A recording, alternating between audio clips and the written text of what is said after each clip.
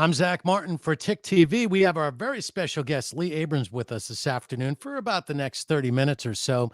Lee, you're known as a radio executive extraordinaire, a pioneer of today's FM radio, and really an influencer when it came to AM radio back in the day. And I get your information, your newsletters, which are really active from leeabramsmediavisions.com almost on a daily basis. You're always busy, you're always up to something. And recently, I came across an article which is outside of the norm for you, outside of radio broadcast, in which you have a position that companies should be thinking about. And we'll just start off with that, if you don't mind us talking about that this afternoon. Right. Yeah. Well, radio and TV and music have always been my main focus, and will continue to be. We've launched a whole new division aimed at corporations, and there's two main facets to it. One is creating what are really TV shows for companies that would be internal. For example, take we're not dealing with them, but at this point, but take a General Motors. They have a large group of employees. They have dealers. They have suppliers. Just a lot of people engaged in their product. And currently, a lot of these companies communicate via offsite meetings, uh, bulk emails, newsletters, things like that. But we think by creating a dedicated television show for these companies, for their employers and dealers and suppliers and the like, it can elevate the whole corporate communication thing to a completely higher level. Because it would be real infotainment in that it has the magic of a entertaining television show, but it's very informational and very specific to that company's vision and what they want to express to their employees and their allied businesses. So I think this is something new. It's not a YouTube site; it's their own television show, and very colorful, very eye, ear, brain, where it's very visual, very sonic, and very intelligent, and very much in sync with exactly what kind of message they want to get across. And the second thing is consulting. Again, the main focus always has been, and certainly a large focus will be, creating new products for radio, television, and being involved in music. But there's a whole opportunity on the corporate side to add sort of a whole new dimension to their thinking, a dimension that's really rooted in extreme creativity. We don't do research. There are a lot of wonderful firms that do that. But we interpret research. We help with their culture. We help them get in sync with the streets. A lot of these companies are very much as successful as they are, fueled by kind of an MBA mentality. Mm-hmm. You can offer a balance of kind of an eccentricity that really touches the streets rather than the 42nd floor. So the corporate consulting thing is interesting because it uses all of the moxie we've learned over years and years in the trenches in the very competitive media space. And a lot of that information is directly transferable to a company, whether it's an auto company or a consumer products company, whatever. And I think the balance of those two things, television shows for companies and offering a whole different kind of very unorthodox, very effective and very modern consulting, can be a successful business for us and really help a lot of companies. Lee, what I hear from you is basically that even a company has to understand the complexity or the simplicity of their products in line with their audience. And what I mean by that is communication, making sure you get your message across to the masses. I think that there's probably some parts to that transfer from media to non-media very well. The other part of it, which you sort of broached upon, and I have the same sort of thinking as you, every company has to have some sort of media presence and present themselves in their own organic media setting. You can tell by this technology, this is not YouTube by any means. This is something that is far and above, a little mini broadcast studio, which you can set up anywhere. You can add the green screen to it. I've always thought this: every time I go into a auto dealership and they play the radio overhead, they run the chance of having their competitor play their commercial, and maybe their competitor has a better deal. So that could drive away business. When you go into an auto dealership, and this is just an example, I think that that auto dealership should have its own media. It should be playing its own radio station, like have its own radio app on top of the TV that they can do, so that you could tell people to download this app. You listen to it on Apple Play, or if it's a big company like Dodge, they have it and it's synced with their dealerships. And all you hear is about the services and benefits and the features of that dealerships and the financing and the cars that are available, and hear commercials about their cars that are found on the lot. I just don't understand why more and more businesses don't do that. I think you would agree with me on this kind of thinking, correct? Yeah, absolutely. I think again, our thing is more aimed at the non-consumer, but at the business itself, the people who work in the business. But I think that's a natural, and I think you're going to see more and more of that as companies understand beyond what their agencies present, and Well, yeah. ways to reach their consumers. Well, let's shift back to the businesses that you want to target with your consultancy firm. Have you ever consulted businesses outside of media before? Oh, quite a bit. Swatch Watch when they launched in the U.S. Oh, cool. Coke, Disney Development, Rolling Stone magazine. Well, that's kind of media. Well, But yeah, I certainly have over the years. And certainly when I was with Tribune, there were, again, media, but not radio or TV, but newspapers and some of their non-electronic products. I would imagine that you've already analyzed the challenges that you're going to face. What are the different challenges between media and non-media corporations? Well, I think it's a whole different mindset. It's getting more and more similar by the day. Excuse me. In that media companies are tending to become more traditional, whereas it used to be more of a radio or TV company. Radio, particularly, certainly music, was run by I'm saying this in a very complimentary way, but wild people, and just real free thinkers.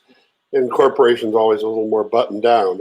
Now media is a little more buttoned down, but I think some of the attitudes and cultures and new ideas and thinking and ways of thinking that we developed in the media world can be easily translated over to the corporate side. It's did a presentation at a university recently, Secrets of the Creative Side. It was done for MBA students at Richmond University, and they were enthralled. They were amazed because they just didn't learn this side, this type of thinking from their school. They learned business practices. So we're able to add the component of that kind of eccentric street level thinking to what are traditionally very, very traditional corporations. And again, the only way you can learn that is in the trenches, in radio and television and music. I would say that I like the idea of presenting these creative ideas to the MBA mindset.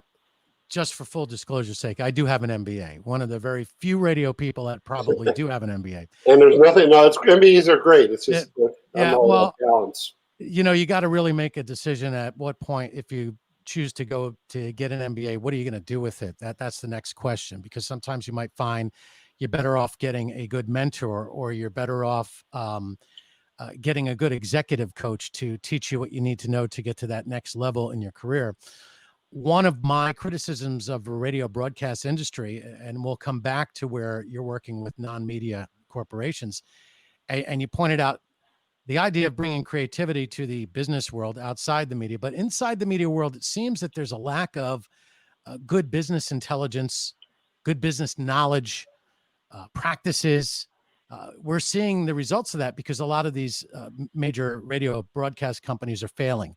And I think that it's due to their own self-inflicted wounds by not being analytical enough, or perhaps giving the wrong impression to a possible investor that they can turn all of these different profits and give you all kinds of numbers that they forecast, which, can be way off. And then if you throw in something like the COVID-19 situation, that has really walloped a lot of the broadcast companies. Your comment on that? Yeah, I think the key in any company, and it's certainly lacking in media, but it's really lacking a lot in these larger companies, is balance. I think it's got to be where keen business sense, strong, hyper creative, and future thinking technical all have to work together. Apple's a good example of a company that's done that very well. They're obviously very creative. They got their business chops down, and obviously technically they're pretty good, pretty damn good. But I see that missing at most companies, certainly in media, where the creative is just underplayed or put into a sort of a closet. They're getting by technically, and business might be good, or they're really creative, but the business sucks. Or they have one or two of things going, but they're missing something.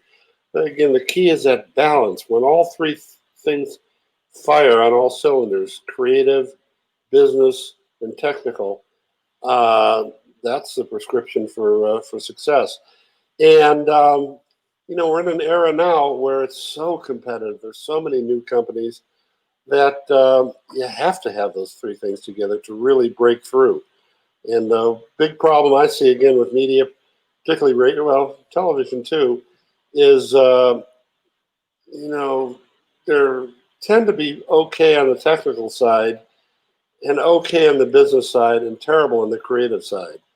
And their cultures are very dated. Yeah, the corporate culture in most places are not positive by any means. And I think what happens is you drive out the creative people because they see the non-creative, the business guys, passing them by. Hey, look, Lee, I noticed in my career that I've always been prideful in the fact that I can come up with creative solutions and ideas and help save a client that wanted to walk somewhere else, come up with something that's innovative and creative. And then I don't get the promotion. I don't get the money for that. It's the sales guy. It's the executives. They get promoted. They get lauded. After a while, you start to say to yourself, well, listen, I'll take my creative skills and go somewhere else because I can't raise my family on the little money that I'm making here while I see everybody else being rewarded. I think that when you manage a company, big and small, no matter what the size, you have to have a more, even-handed way of dealing with the reward for the effort. Right. And I think if a company is too selfish where the CEO is making all the money, we've seen this time after time, the CEO is making all the money and asking everybody else to sacrifice, that's a bad leader. You're not going to motivate people that way. So you can have whatever business you want. If you don't know how to properly motivate your staff, you're going to lose them. And if you don't have any incentive to stick around, you're not going to stay. Yeah, I think there's a real cultural problem at a lot of American companies, disgruntled employees, lack of motivation, not thinking over the horizon. And the companies that do have these strong, positive cultures are the ones that are winning and consistently win. So one of our big efforts is culture building, how to create cultures that operate on the 2020 terms and operate where people are liberated and focused and live the magic of the company rather than just the SOP, standard operating procedures that they're handed down. And the one thing in recruiting people, radio really has a problem with this. A lot of the best and brightest aren't going into radio. No, they're not. They're not. Back in the day, you had really smart young people, and boy, they saw radio as a great opportunity. It's the soundtrack of America. It's what everybody's listening to, and it's what really magnifies the culture, and they went into it. And a lot of those people went on to really big things, running corporations, but they got their start in radio, and I just don't see radio, doesn't have much of a bullpen. Not to say there aren't smart people getting into the business, but certainly not like it used to be. Well, the smart ones getting into the business, well, good luck with that, because it's ever changing. And here's the thing with COVID-19, especially, we all had to learn how to work from home, and the remote work ethic is really something different for most people. At first, it's a little difficult, but as you go through the motions, especially if you're creative, you learn how to circumvent the challenges when your internet drops or when you have a power outage like we did in New York a couple of days ago. It's amazing how your brain wires to try to figure out solutions to the problem. The other thing that we're finding is, I would only imagine, a lot of these companies that have high price real estate in a place like New York City, they're paying a lot per square foot. It's very expensive to operate. They're finding that they can reduce the amount they pay on their leases by going to cheaper areas. You don't need these big business buildings in Manhattan anymore to be a successful media company, or any company for that matter. Even Google, I think, is reassessing what they pay for in real estate as more and more people work from home. And I think that is a great way to, help promote family work balance. That'll keep people really dedicated to your company. Also, you find that people that work from home actually do longer hours. Lee, let's go back to LeeAbramsMediaVisions.com. It's an amazing website. You got a lot of great articles that are there. You're talking about corporations and their need to be a little bit more media savvy and have their own television programs to relate and to communicate with their employees. What I didn't ask you yet, and I think that I'm really interested because I want to know who you're teamed up with for this venture. Okay, yeah, great. That's a good question, and it addresses the balance issue. For the corporate efforts, teamed up with a guy named Steve Lieberman, and he is to business what I am to creative. So the balance is fantastic. And his background is senior positions at SC Johnson, Amway. I think he was president of Pearl Vision. And he'll be the adult in the room as far as keeping things balanced, keeping things focused, and certainly being able to relate to the corporate mindset, because getting in the door is obviously the critical first step. And then once we get in the door, both of us can really shine at what we do best. So Steve is a great guy. There's no overlap. It's all about the sum of the parts. And then Witten Pell is kind of my partner in crime and sort of an agent, and certainly helps mainly on the recruiting side, recruiting opportunities, businesses, and he's a great presenter and really understands the big picture. So really directly involved is myself and Steve, and Witten on the side, helping out quite a bit, not only on the corporate side, but in everything I do. But again, it got down to balance. If I go in strictly with the whole, media DNA, it might not necessarily go over their head, but just be out of sync with how they think. With Steve, again, there's that balance where there'll be the business side and the creative side working together to make this thing happen. It sounds like you got a really good think tank assembled. My question is, I've known you for a long time, big fan of yours, as you know, and we have a little bit of a history that goes far back. I know that you like to do your piloting, you're a private pilot, right? You fly around your own airplane? Oh, yeah. Yeah, okay. So here's my question for you. Why are you doing all of this? And do you even have enough bandwidth to do all of this? Well, I'm just bored? Is that what it is? No, I'm not bored because I'm doing so much. No, I've always been that way. I am just passionate about work and helping, create great products. Not to sound arrogant, but changing the world. And we're at a time now where it's so critical. I mean, it's a new era. There's practically revolution on the street.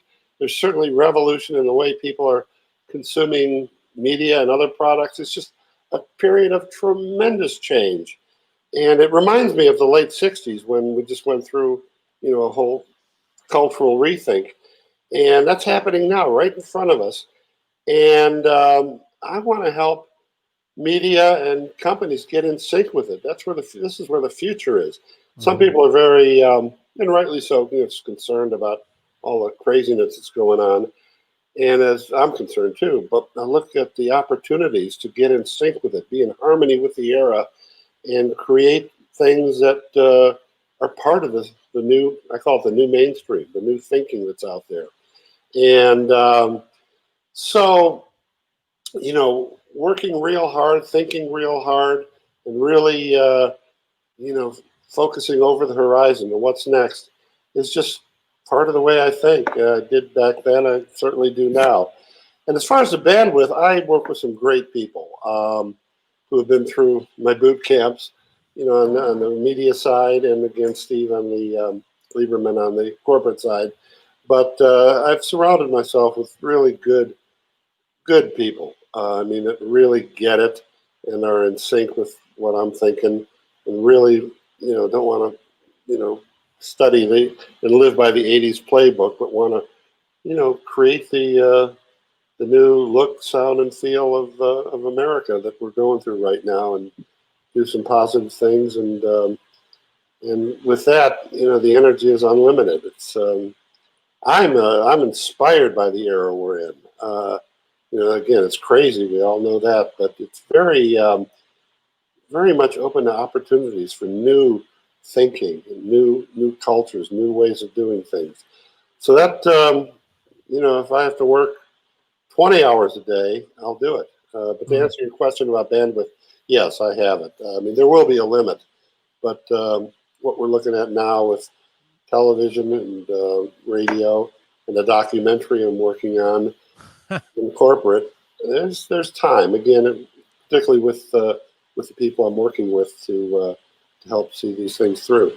Well, one thing I've noticed about your management style is once you get that team together and once you put a person in their position, you let them go, you let them do their work, you don't interfere with them. And another great thing about you, and this is what I've always heard, you don't make the subordinate come to you, you go to the subordinate. Oh yeah, absolutely. And I like to think that people are liberated under my leadership, so to speak. The keys are, first thing to do, and we call it boot camping them, is just making, three things. First, hiring people that got it. Some people don't. When we went through XM at the initial hiring, we talked to 100 people. 90 didn't get it, but there's 10 that just got it and saw where the future was going. So you get the people who get it. Then we call boot camping. We really get them to rethink and get in harmony with what we have in mind, so they really totally understand. Don't just hand them a memo or have a staff meeting, but it's a real comprehensive, here's what this thing is all about. XM, with its 100+ channels, we took a year to really re-educate people. And some people thought, re-education, that's horrible. No, it's liberating. It allows people to do what they got in the business in the first place to do, but on new terms. So the second thing is, re-educating them, so to speak, but in a very positive way. And then thirdly, just liberate them, let them go, let them create magic, and be there to advise them, and certainly make suggestions, and get involved with their mission. But they should feel great freedom, and I'm an enabler. I enable these creative people once they have the vision understood. Enable them to just go for it, go crazy, and usually, and it's a great position to be in. Usually have to pull people back. It's like, whoa, hold on. Yeah, that's always a good thing. I'd rather have people that I have to pull back than have to push. Absolutely. Right. And here's my thing. If you're the type of person I got to pull back as opposed to push, and you make a mistake, I'll be very forgiving of that. If Yeah, you're somebody that I have to push and you make a mistake, I'm not so sure I would be as tolerant to that. we have a line called creative batting average. That's if a person comes up with 100 ideas and 70 of them stink, great. That Yeah, means right. You're 30 batting of them work. 300. You're a 300 hitter. Yeah. Most people are companies. People are they're betting 0-0-0, no at bats. They're in the dugout with an idea, walk out to the plate, go nah, and then they walk back into the dugout and never take a swing. So we encourage a lot of ideas, understanding that some of them will suck. That's fine. 3 out of 10 are good. You're a star. Okay, that's good advice. Now, there's two other things that I have to ask you. One of which is how do you properly analyze trends? Are there any keys to that? Because I've always heard that you got to be the type of person that anticipates, or if you want to use the sports analogy, anticipate where the ball is going to go before it gets there, so that you beat them to it. Yeah, for me, more than traditional research, which I think sort of tells you where you are rather than where it's going, tend to just really engage in everything, what people are thinking, what they're watching, what they're wearing, what they're angry about, what they're happy about, just the whole culture, just seeing where it is, where it's been, and it gives you a good heads up on, okay, here's where it's going.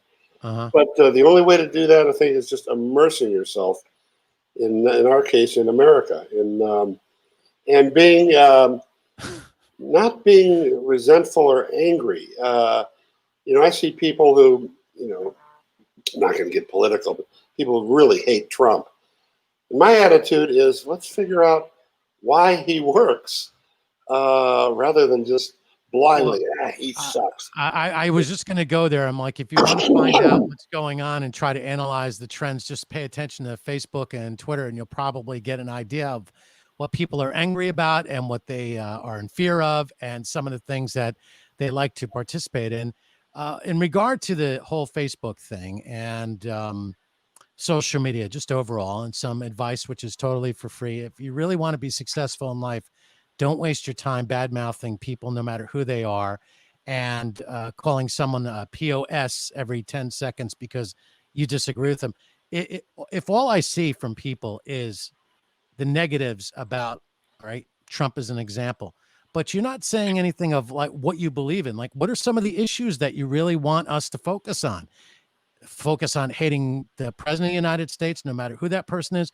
Or is there something that really disturbs you that you want to be more active and let the politicians that represent you understand that this is important to you? And then that takes time to get in touch with them and have this communication. Those are all healthy. When you start blasting people, whether it's a politician, the place you work, others, your friends, your enemies, on social media, it's a bad reflection on who you are, and you can end up losing your next job. Yeah, strong opinions are always good, but whining and just being negative and angry online, I mean, on social media, I think that can be detrimental. But again, having opinions, great. Having a strong point of view, expressing that, it's America. That's fantastic. But just focusing everything on the negative, because I think life is it's all about positivity and Right. moving forward and thinking forward, and rather than getting mired in the anger and negativity. We're So with Lee Abrams, and this is probably the biggest question I'm going to ask, and it's all about business sense. We talk about performance. We talk about creating a fantastic environment. We talk about establishing a foothold. We talk about creating that opportunity for people and strong business foundations. Whether it's media or non-media, we have to focus at one point on sales and revenue. And if you could just give us a quick 30 to 60 seconds on keys to increasing revenue and making that sale happen, I think anybody listening to this on TIC TV or TIC Radio and watching on TIC TV would really appreciate that. well, it all begins with a product. I think sometimes, and I see this in radio, where you go out and sell, but what you're selling, isn't magic. I think you got to create magical products. And then it's so much easier to sell. When you're selling something that's just really a utility, then it all boils down to just raw numbers and legwork, where it's much easier if you're selling something that's really magical. Mhm. And I think salespeople and creative people have to be like the offense and defense of a great football team. They got to really work together. Too often they're isolated. But I think it all gets down to the short answer is really thinking about the product. Todd Storrs, who arguably invented Top 40, he always had a line, first program, then sell, where there's a tendency just to sell without regard to the program. First, create the amazing programming, the amazing product, then sell it. And I can't stress that enough, because a lot of people will say, it doesn't matter, it's all about numbers and points and all that stuff. It is, but if you create that amazing product, all of that will flow in the right direction. And nobody's paying, or very few people are paying attention to the great products. I think, rightfully so. They're very scared for their own existence. But product first. I think that's the bottom line. Thank you very much, Lee Abrams. We have on the bottom of the ticker how you can contact Lee Abrams if you're a company that needs some of that extra get up and go, the extra insight, the business intelligence that will separate you from the rest of the herd. Contact Lee Abrams at leeabramsmediavisions.com. Thank you very much, Lee. We'll have you back again.